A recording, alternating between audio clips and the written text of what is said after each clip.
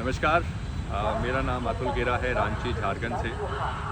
आज blood transfusion services thalassaemia patients और sickle cell disease के पेशेंट्स के लिए झारखंड में एक बहुत बड़ा दिन है। आज कुछ ऐसा हुआ है जिसके लिए हम लोग 10 साल से प्रयासरत रहे हैं। और इसके पहले मैं शुरू करूं, मुझे धन्यवाद करना इस मंदिर का, ऑनरेबल हाई कोर्ट का, और मुझे आप धन्यवाद करने दें। उसके बाद में आप कुछ लोगों को धन्यवाद उन लोगों को भी करना है जिन्होंने इसमें सभी का, जिनके साथ से आज ये एक ऑर्डर आ पाया है, और ख़ास करके उनका जिन्होंने ये ऑर्डर दिया है। पहले मैं इनको प्रणाम कर लूँ।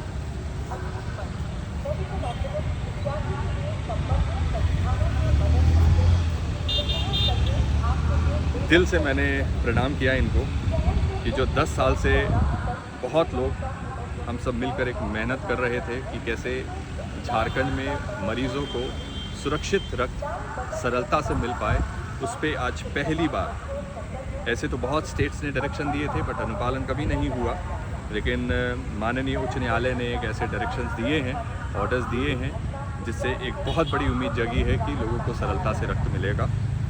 और ये मुहिम शुरू हुआ था 2015 में, तो मुझे कुछ लोगों को सबसे पहले धन्यवाद करना है। सबसे पहले एडवोकेट राहुल गुप्ता जी को, जिन्होंने 2015 3700/2015 PIL हमारे साथ फाइल किया था, बहुत मेहनत किया था उसमें। साथ में हमारे अभी के x ESGI Shri Anil Kumar ji, senior advocate, उनका काफ़ी मार्गदर्शन रहा उस वक्त। और उसके बाद वापस से हम लोगों ने एक दोबारा PIL किया, लेकिन इस पूरी जर्नी में एक बहुत खास व्यक्ति श्री विनय शेट्टी सर, मुंबई से, थिंक फाउंडेशन था पहले, अब वो लाइफ ब्लड काउंसिल है। उन्होंने हर कदम पे हम लोगों को मार्गदर्शन दिया और बहुत ऐसी चीज़ों पे हम लोगों को और बेहतर कैसे इसको हम आगे इस लड़ाई को बढ़ाएं, इस पे बहुत हमें गाइड किया। और उसके बाद जो इस वक्त हमारे एडवोकेट्स रहे, मिसेस खुशबू कटारुका और mister Shubham Kataruka, I think दोनों के साथ से हम लोग एक बहुत मीनिंगफुल ऑर्डर तक पहुंच पाए हैं। अब मैं आपको बताऊं इस ऑर्डर में क्या है। एक नेशनल ब्लड पॉलिसी है 2001 का, 25 साल लगभग होने को है, और उसमें ये अंकित है कि जो मरीज़ों से रिप्लेसमेंट मांगा जाता है ब्लड के अगेंस्ट, उसको नहीं मांगना है, और उसकी रिस्पॉन्सिबिलिटी फिक्स की गई है कि जो ट्रीटिंग हॉस्पिटल है उसे बेड साइड ऑर्गेनाइज करना है ब्लड अपने पेशेंट्स के लिए। और उसके कई फ़ायदे हैं। पहला फ़ायदा ये कि सुरक्षित ब्लड हमारे मरीज़ों को मिल पाएगा, इलाज समय पे हो पाएगा, डिलेज़ नहीं होगा ट्रीटमेंट में, कोई मरीज़ बेवजह अस्पताल में फंसा नहीं रहेगा, इससे स्टेट का रिसोर्स बचेगा। हमारे यहाँ एक मरीज़ अगर प्राइवेट हॉस्पिटल में डोनर नहीं देने के कारण कई बार उसके डिस्चार्जेस लेट होते हैं, उसके रिसोर्सेज बचेंगे। और टाइमली ट्रांसफ्यूजन, टाइमली मेडिकेशन बहुत इम्पॉर्टेंट है एक ट्रीटमेंट के, एक पूरे उसका एक पार्ट है। और अब माननीय उच्च न्यायालय द्वारा एक ऑर्डर आया है, और मुझे बहुत दिल से धन्यवाद करना है हमारे ऑनरेबल चीफ जस्टिस साहब का, श्री तरलोक सिंह चौहान, और ऑनरेबल जस्टिस श्री राजेश शंकर साहब का, कि आज उनके कोर्ट ने एक ये आदेश पारित किया है। और उन्होंने साफ ये इस ऑर्डर में, हालांकि बहुत सारी बातें हैं, लेकिन संक्षेप में स्टेट को ये ऑर्डर किया है कि अब मरीज़ों से रिप्लेसमेंट ना मांगा जाए, सारे blood collection 100% voluntary blood donation, मतलब जो वॉलंटरी ब्लड डोनेशन कैंप्स होते हैं, रक्तदान शिविर होते हैं, उनके द्वारा ही 100% ब्लड इकट्ठा किया जाए।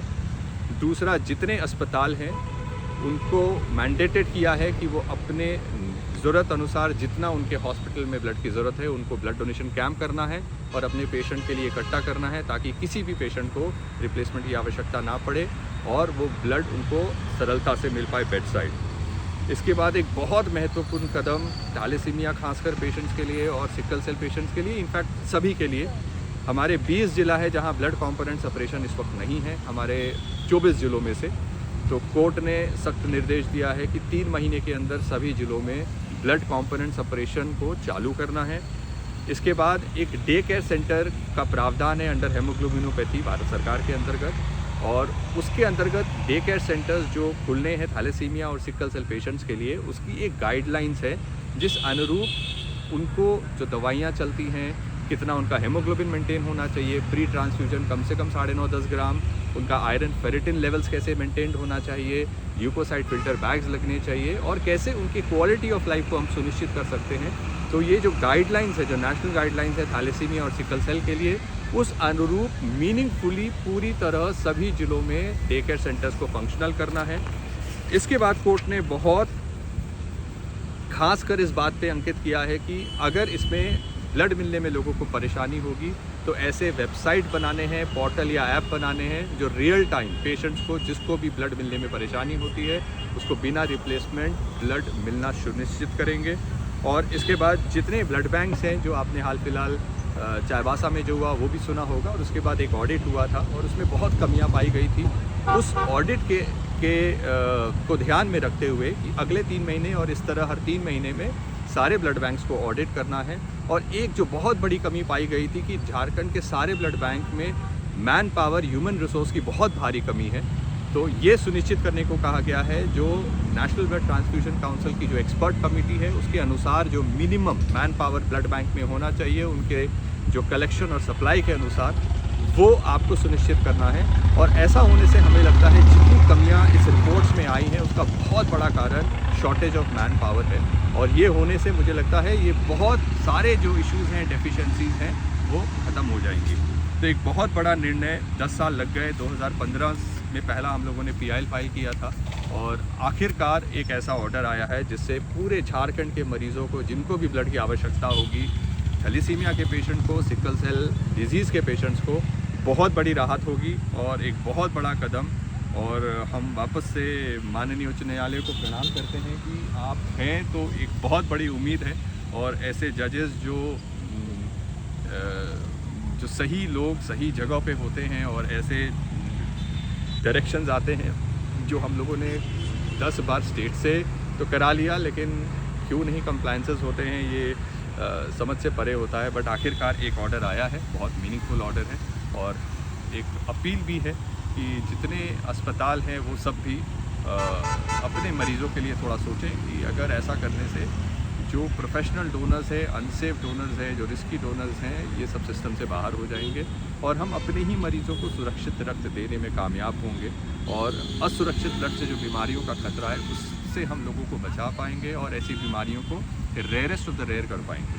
तो इसके साथ मुझे सभी को धन्यवाद करना है, लाइफ सेवर्स की पूरी टीम को, और बहुत सारे लोग इसमें प्रत्यक्ष अप्रत्यक्ष रूप में साथ रहे। और आखिरकार एक ऐसा ऑर्डर जो मुझे लगता है देश का ऐसा पहला ऑर्डर है जहां किसी स्टेट को हाई कोर्ट ने नेशनल ब्लड पॉलिसी के लाइंस पे ऐसा डायरेक्शन दिया है कि मरीज़ों को अब ब्लड कैसे सरलता से मिले, रिप्लेसमेंट नहीं मांगना है अस्पतालों को, ब्लड बैंक को, और बल्कि जितना रिक्वायरमेंट है उस अनुसार अपना रक्तदान शिविर करके इस पूरी नीड को फुलफ़िल करके लोगों को सरलता से ब्लड देने का एक रास्ता बना दिया है।